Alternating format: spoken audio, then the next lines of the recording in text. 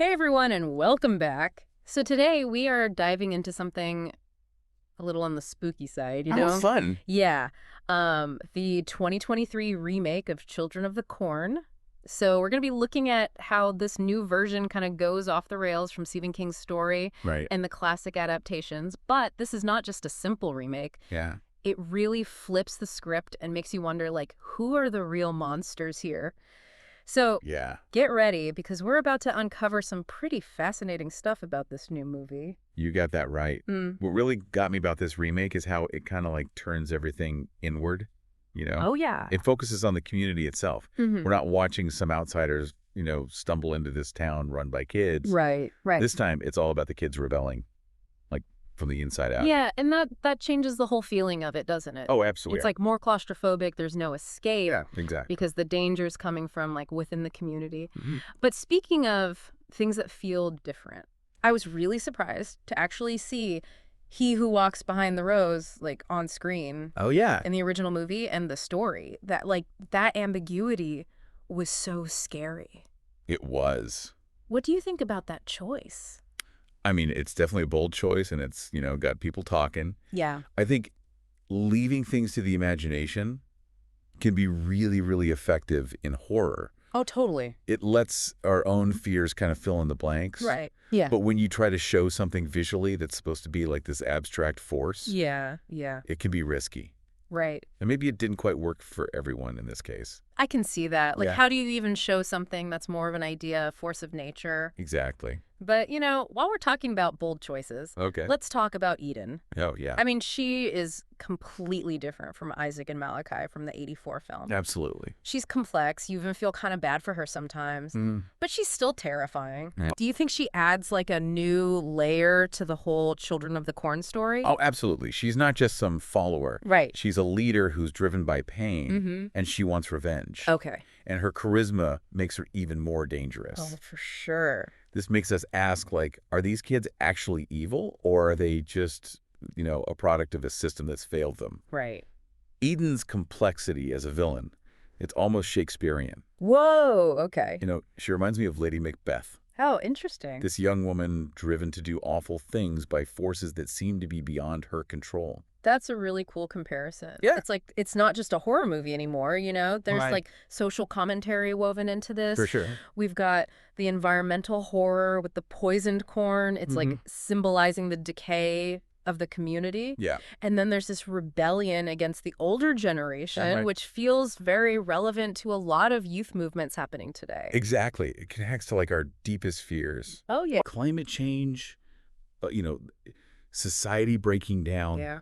The fear that we're failing the next generation. Yeah. It raises the question, can being exposed to trauma and neglect actually turn kids into monsters? Oh, okay. Whoa. Now that's a deep question. It is. But before we get too philosophical, let's rewind a bit and Yeah. talk about how they actually made the movie. You're right. I thought it was interesting that they filmed it in Australia. Oh, yeah. It's not exactly the cornfield setting you would expect. Right. It's definitely an unexpected choice. Yeah.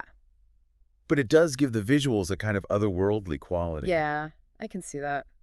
And it's worth noting that the film had these major delays because of COVID, Oh, right. which probably affected how it was eventually released. Yeah. Maybe those production challenges are part of the reason for some of the mixed reviews. Speaking of the release, Yeah. it didn't play in theaters for very long. Right. And then it went to Shudder. Yeah. Does that tell us anything about who they were making this movie for? I think it definitely suggests they were going for like a niche audience. Horror fans who know the franchise and are into more experimental takes on familiar stories. Right. And talking about how it was received. The reviews were well mixed. I saw that. There were a lot of different opinions. Definitely. From what I read, people seem to really like Kate Moyer's performance as Eden. Oh, yeah. It sounds like she really nailed that creepy, charismatic villain thing. She did. And even some of the more critical reviews mentioned the film's atmosphere. It seems like they created a genuinely creepy world. Yeah, Moyer's performance has gotten a lot of praise. Yeah. And is deserved. For sure. She brought this chilling intensity to the role. Right. Capturing both the vulnerability and the menace of Eden. Mm-hmm. But the script and the dialogue did get some criticism. Oh, okay. Some people felt like the characters weren't very deep. Yeah, The writing could have been better. I see. And the CGI they used to bring He Who Walks Behind the Rose to life. Well, Right. let's just say not everyone loved it. So it sounds like there were some good things and some not so good Yeah. things. But it's interesting that even with the criticism, people seem to feel like the movie tried to do something different with the Children of the Corn story. Mm-hmm. Did it succeed? I guess that's the big question everyone's I asking. think that's the question. What do you think? Is this 2023 version worth watching? Well, that's the question, isn't it? Yeah. If you're a huge Children of the Corn fan, like you love it, Okay. and you want to see a new take on it, then yeah, I think it's worth watching. Okay. But if you're looking for like a really faithful adaptation Right. or something that's going to scare you more, Mm-hmm. you're probably better off going back to the 1984 version Right. or even reading Stephen King's original short story. So it sounds like this one's more for the horror fan who likes to think about themes and symbolism rather than someone who just wants jump scares. Exactly. Yeah. This film is all about atmosphere, Hmm. social commentary and asking tough questions. Okay. It's not so much about like the thrills and chills. Gotcha. It's more about making you think about the world around you. You mentioned earlier that this film taps into some of our real-world anxieties. Yeah. Can you talk more about that? Sure. So you've got the poison corn, Mm-hmm. the failing crops. Mm-hmm. It's not just some random horror movie thing. Right. It reflects real anxieties about our food systems, climate change, Yeah. and the possibility of environmental collapse. Yeah, wow. This theme of ecological horror, it's been explored in other films too, Oh, really? like The Happening or even the classic Silent Spring. Okay. It's a primal fear. Yeah. The Yeah. idea that the things that keep us alive could turn against us. That's a scary thought. It is. And it definitely adds to the unsettling feeling of the movie. Yeah, for sure. You also mentioned the generational conflict. You see that happening in society today, Yeah. but this film takes it to a whole other level. Oh, it does? It makes you think about what happens when that generational divide gets so big, Mhm. so toxic that it turns into violence. Exactly. Are these kids really evil, or are Yeah. they just reacting to the trauma and neglect they've experienced from the older generation? It's a good question. That brings us back to the question of whether these kids are monsters or victims. Right. It's a complicated question. It is. And I like that the film doesn't give us easy answers. Mhm.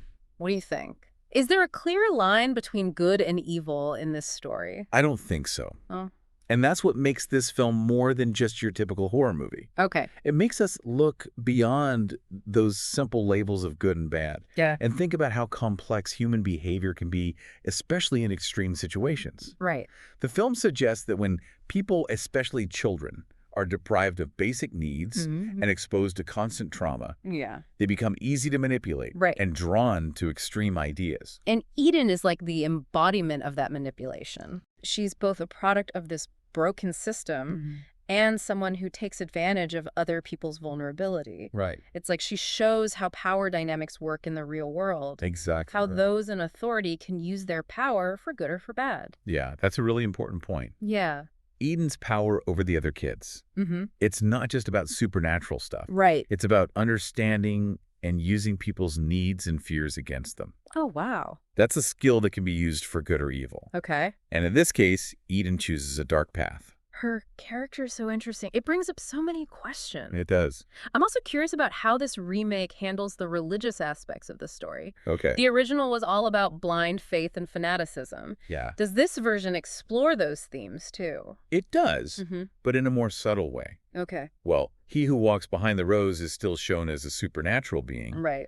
The film focuses less on traditional religious beliefs Mm. and more on the dangers of blindly following any ideology. Oh, interesting. It suggests that when people are desperate or feel betrayed by those in power, Yeah. they're more likely to fall for extreme ideas, Mm-hmm. whether it's religious, political, or even environmental. So it's like the film is saying that blind faith in anything can be dangerous. Exactly. Especially when it's used to control other people. Right. The film wants us to be critical thinkers, Okay. to question authority, Mm-hmm. and to be careful of those who offer easy answers to complicated problems. That's a powerful message. It is. It makes you think about the world differently. Yeah. So for our listener, have you seen this new version of Children of the Corn? What really stood out to you? Did you find the film's exploration of social and environmental themes thought-provoking? Or were you more drawn to the horror and suspense? Were you surprised by any of the choices the filmmakers made? like deciding to actually show He Who Walks Behind the Rose. We'd love to hear your thoughts. You know what's great about art, especially horror, Yeah. is that it's open to different interpretations. Right. And it sparks these kinds of conversations. Wow. It's interesting how we've gone way beyond just talking about a horror movie, you know? I know, right? It's made us think about like the bigger picture, the Right. anxieties we have as a society and how they can like pop up in these weird ways. Yeah, that's what good storytelling can do, especially in horror. Right. It gets under our skin, Yeah. you know, Yeah. makes us face these uncomfortable truths about ourselves and the world. Mm. And this remake, even with its problems, it does that pretty well. It's almost like a warning, isn't it? Yeah. Like, if we don't deal with these issues, Right. climate change, social injustice, that gap between generations, For sure. things could get really bad. Yeah. And the consequences could be way scarier than anything in a movie. Exactly. The kids rebelling in the film, it's obviously extreme and horrific, Yeah. but it's like a metaphor for what happens when we ignore the needs and the voices of the next generation. It's like we're leaving them with our problems. We- And their frustration and anger can explode in ways we don't expect. Absolutely. It's a scary thought. It is. It makes you wonder, like, what can we do differently? Yeah. How do we bridge that gap between generations Right. and create a future where these dystopian scenarios stay in the movies? It's a question we need to think about. Yeah. And I think this film wants us to have that conversation. Okay. It's a wake-up call, Mm. reminding us to listen to young people, address their worries, and build a better world together. And maybe, just maybe, if we face our fears head on, Yeah. if we acknowledge what could happen because of our actions, Mm-hmm. we can stop those fears from becoming real. I like that thought. That's Yeah. what good horror can do. Right. It doesn't just scare us. It makes us want to deal with our anxieties and work towards a better future. So after this deep dive into the 2023 Children of the Corn, what are you left with? Yeah, does this new version give you a fresh take on the story? Or are you more drawn to the original? And most importantly, what will you do with the ideas and questions this film raises? Remember, horror isn't just entertainment.